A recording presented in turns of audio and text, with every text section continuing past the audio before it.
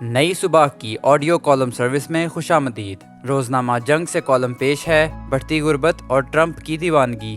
Column نگار ہیں سید ضیاء عباس اور آواز ہے ارسلان انور کی۔ اگر آپ نئی صبح کی آڈیو لائبریری سے مستفید ہونا چاہتے ہیں یا پھر ہمارے ساتھ والنٹیئر کرنا چاہتے ہیں تو وزٹ کیجیے ہماری ویب سائٹ www.naisubah.org naisubah.org۔ مئی کا مہینہ ہر سال محنت کشوں کے حوالے سے پہچانا جاتا ہے۔ عالمی یوم مزدور کو منانے کا مقصد محنت کش طبقے کے مسائل کا حل اور ان کی بہتر اجرت کا تعین ہے، مگر بدقسمتی سے ہمارے ملک میں روزگار سے زیادہ بے روزگاری کی شرح نمایاں ہے۔ صرف چند سالوں میں ناقص حکمت عملی اور ملازمت کے اچھے مواقع نہ ہونے کے باعث 15 لاکھ سے زائد پڑھا لکھا ذہن پاکستان چھوڑ کر بیرون ملک منتقل ہو گیا۔ اس حقیقت سے انکار نہیں کیا جا سکتا کہ پاکستان اس وقت اشرافیہ کا ملک بن گیا ہے، جہاں غریب کے لیے 2 وقت کی روٹی بھی محال ہو چکی ہے۔ پاکستان میں غریبوں کی حالت زار اس وقت انتہائی تشویشناک ہے، جس کی بنیادی وجوہات بے تحاشا مہنگائی، معاشی عدم استحکام اور وسائل کی غیر منصفانہ تقسیم ہے۔ غربت تیزی سے بڑھ رہی ہے، اس جانب توجہ دینے کی اشد ضرورت ہے۔ چین، یورپ اور امریکہ نے غربت کم کرنے کے لیے مختلف حکمت عملی اپنائی ہے۔ چین نے غربت کمی کے پروگرام نافذ کیے، دیہی انفراسٹرکچر بہتر کیا، تعلیم اور صحت تک رسائی بڑھائی، قرضے اور روزگار کی سہولتیں فراہم کیں، جس سے کروڑوں افراد کو انتہائی غربت سے نکالا گیا۔ پاکستان میں بھی غربت کے خاتمے کے لیے گھریلو سطح پر چھوٹی چھوٹی انڈسٹری کے قیام کو اہمیت دی جائے۔ کاروبار کے لیے شہریوں کو نہ صرف مواقع فراہم کیے جائیں بلکہ اس حوالے سے ان کی مالی معاونت بھی کی جانی چاہیے۔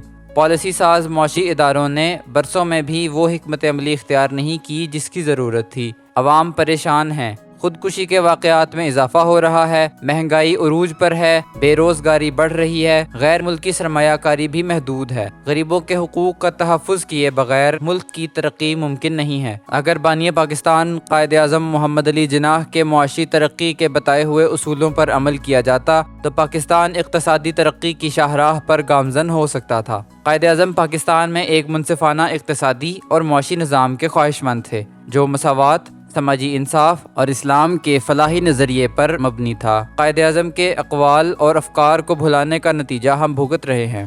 غیر ملکی قرضوں سے قومی معیشت چل رہی ہے، اقتصادی معاملات بدحالی کا شکار ہیں۔ غربت سے نجات کے لیے ضروری ہے کہ پاکستان کے پالیسی ساز ادارے ملکی معیشت کو ٹھوس بنیادوں پر مستحکم کرنے کے لیے اقدامات کریں۔ عام آدمی کے حالات بہتر بنانے کے لیے منصوبہ بندی کی جائے۔ ہمیں عہد نبوی صلی اللہ علیہ وآلہ وسلم سے سبق لینا ہوگا کہ روزگار کو عام کیا جائے تاکہ لوگ خود کما سکیں اور غربت سے چھٹکارا حاصل کریں۔ خود ساختہ مہنگائی کو روکنے کے لیے ٹاسک فورس بنائی جائے۔ ایسے حالات میں جبکہ ایران اور امریکہ کے درمیان جاری تنازع میں عالمی منڈیاں دباؤ کا شکار ہیں، جغرافیائی سیاسی بے یقینی اور متحدہ عرب امارات کے اوپیک سے اخراج کے فیصلے سے دنیا بھر میں ہلچل مچی ہوئی ہے۔ تیل کی بڑھتی ہوئی قیمتوں نے صنعتی لاگت میں اضافے اور معاشی سست روی کے خدشات کو دوبارہ زندہ کر دیا ہے۔ اس کے اثرات پاکستان پر بھی پڑنے کے امکانات ہیں۔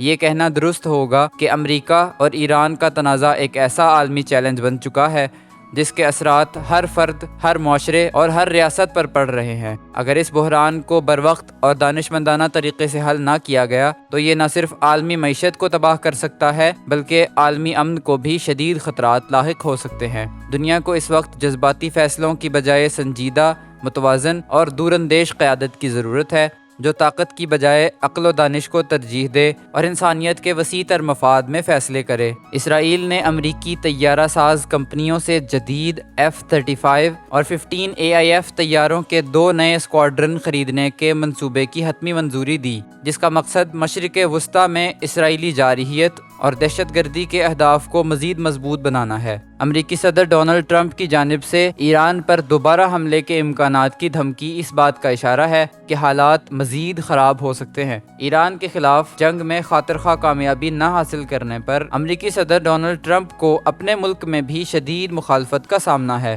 جس سے پریشان ہو کر وہ ہر دن اپنے بیانات بدل رہے ہیں، خود کو فاتح ثابت کرنے کے لیے جھوٹ کا سہارا لے رہے ہیں، مگر دنیا اب ان کے کسی بھی بیان پر توجہ دینے کے لیے تیار نہیں۔ یورپی ممالک، یہاں تک کہ نیٹو بھی امریکہ کا ساتھ دینے کے لیے تیار نہیں۔ خود اپنے ملک میں مڈ ٹرم انتخابات سے قبل امریکی صدر کو مشکلات کا سامنا ہے، ان کی مقبولیت میں کمی نظر آ رہی ہے، اس لیے بہتر یہ ہوگا کہ ڈونلڈ ٹرمپ انتخابات سے قبل دنیا میں امن کے قیام کے اپنے وعدوں اور نعروں کو حتمی شکل دیں۔ نوبیل انعام کے حصول میں ناکامی سے بھی ڈونلڈ ٹرمپ ناراض ہیں، ان کو اس حقیقت کو تسلیم کر لینا چاہیے کہ جنگ کسی بھی مسئلے کا حل نہیں اور نہ ہی طاقت کے زور پر کسی ملک کی آزادی اور خود مختاری کو دبایا جا سکتا ہے۔ اس جنگ میں ایران کی ہر موڑ پر اور ہر شعبے میں پیش رفت نے ثابت کیا ہے کہ ایرانی قوم متحد ہے اور اس کے رہنما اپنے کارڈز احتیاط اور دانش مندی سے کھیل رہے ہیں۔